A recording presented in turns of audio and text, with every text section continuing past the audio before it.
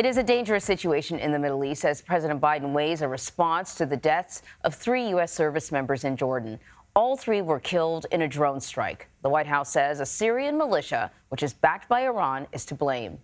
Ed O'Keefe is following all of this closely for us from the White House. Balancing several factors as we await a decision. One, potentially giving far more prominence to militias across the Middle East who may be looking for a little more attention and prominence on the global stage. But the other factor is how a potential military strike might play at home. 23-year-old specialist Brianna Moffett, 24-year-old specialist Kennedy Sanders, and 46-year-old Sergeant William Rivers. The 3 Americans killed in Sunday's attack were all decorated Army reservists assigned to the 926th Engineer Brigade out of Fort Moore, Georgia. A U.S. official says the one-way drone used in the attack was Iranian-made, the same kind Iran has provided to Russia to aid in its invasion of Ukraine and to the militias it supports. Iran continues to arm and equip these groups to launch these attacks. Pentagon officials tell CBS News the explosive drone came in low and slow several minutes after a U.S. drone was returning from a mission in Syria. The base's air defense system had been temporarily taken offline to allow the American drone to land safely. There was little to no warning for the troops still in their sleeping quarters. We will respond, and that response could be multi-leveled, come in stages, and be sustained over time.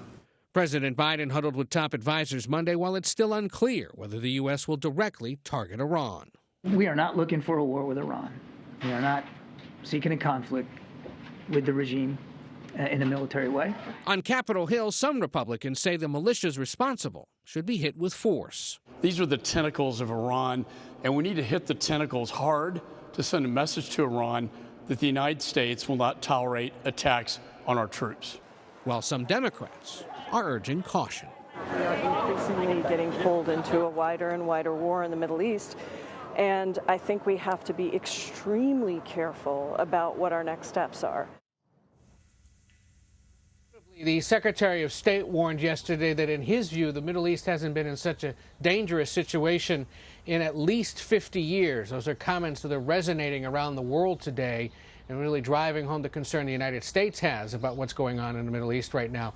We still haven't heard more from the president directly about this attack and what he might do in response. And he's keeping a predominantly political schedule today, Anne-Marie, flying down to Florida for 2 different fundraisers for his re-election campaign. You know, over the past few days, of course, we've been talking to different experts talking about the possible options that the White House could have. In terms of retaliation, I mean, the White House would have to do something, one would think, that is at least sort of visual, that sends a message to the rest of the region, don't do this anymore. So what are some of the possibilities? What could the White House be considering? Perhaps at a base level, it's more sanctions against either Iran directly or various Iranian entities. There would be similar military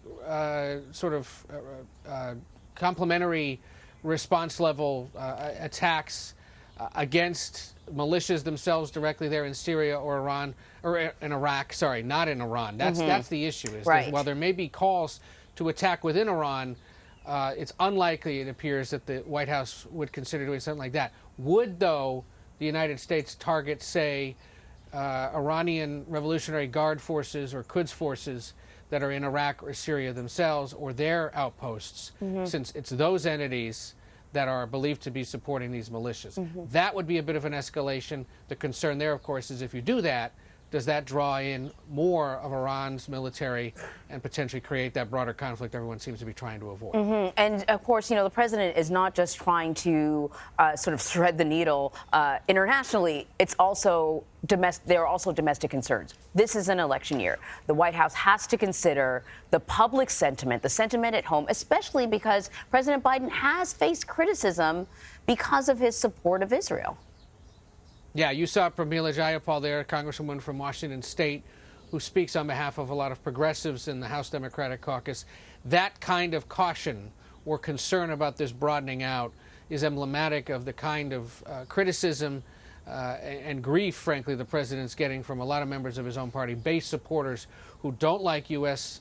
Support for the Israeli government, who want that ceasefire in Gaza, and who would not want to see the United States drawn into a broader conflict that, in essence, is just, building off of what started in October and what really has been a decades-long presence of U.S. military forces across that region. So yes, that weighs on the president, though they would tell you here at the White House that's not necessarily what they're talking about around the table in the Situation Room. It's something certainly that would be on his mind and the mind of advisors.